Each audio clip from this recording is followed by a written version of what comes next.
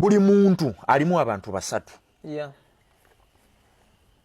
Buli muntu alimu entrepreneur.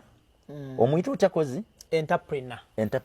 Buli muntu alimu entrepreneur. Buli muntu alimu manager.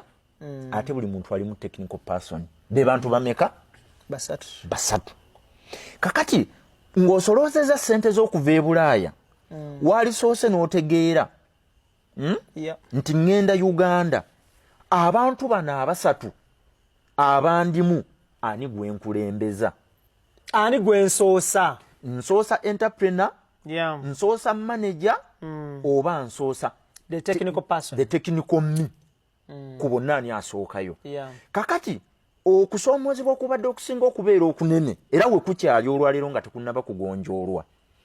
Be bantu baffe abali e Bulaaya abali technical ne baweereza sente e Uganda. Oli asigaddeyo ne naaziweereza e Uganda. Yeah. Naye bwe sente bwe zimala otuuka e Uganda n'afuuka entrepreneur ate n'afuuka manager ate n'afuuka technical person. Yeah. Abantu basatu muntu atya? Kakati era na kino njagala tunula mu kamera nkibagambe. Tewaliwo omuntu yenna yali asobodde wansi w'enjuba wano abantu abo bonna basatu bagatta muntu omu. N'abajjamu ekintu ekinene nga tabaawudde taliiyo. Bw'obeera entrepreneur yagalagaana mu businesses z'olina oteekwa okuzifunira manager as overseeing operations. Definitely. Bw'obanga oli manager oteekwa okubeera ne ba technical people abamanyi how business operates from the ground. Aba operating a business. Thank you.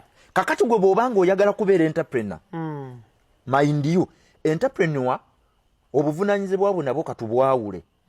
Bw'obeera nga gwe vision bearer company oba organization ekitongole omulimo gwo omunene gufaanaganako n'ogwa Semaka wano mu Africa gwaba nagwo. Ebiseera ebisinga Semaka buli wagabana obuvunaanyizibwa ne madaamu n'awunzika ng'akoze obuvunaanyizibwa obutali bubwe agenda okwesanga ng'ebibye by'alina okukola tabikoze ng'ali mu buvunaanyizibwa bwa muki muntu mulala. Kakati bw'obeera entrepreneur ng'oli London nedda oyinza okuba ng'oli Somalia oyinza okuba ng'oli Kenya naye nga gwe vision bearer gwe nannyini kirooto obuvunaanyizibwa bwo obunene we businga okubeera kuloota ku steeringa we na kumanya na kubeera na kifaananyi wa by'okola gy'oyagala biggwere. Kwegamba kwe kuteeka ekirooto kyo mu nkola. Kakati gwe obuvunaanyizibwa bwo bubeera obusinga okuba obunene kuvuunula kirooto kyo ky'olina. Okivuunulira manager ali mu kumanagingira abantu bo oba ebintu byo. Ekifaananyi ekyo bw'amala okifuna ye ng'akibreakinga down. Ng'akibreakinga down ng'asooka akiwa ba technical persons ng'ate basooka bakissa mu nkola ng'olwo kampani esobola okukola ki okutambula. Lwaki akantu ako Ibra nkayisizaawo? Nfunye okusoomoozebwa kwa maanyi nnyo mu bantu be mbadde ndiiringa nabo nga omuntu agasse byonna mu muntu omu. Lwaki ngamba agatta byonna?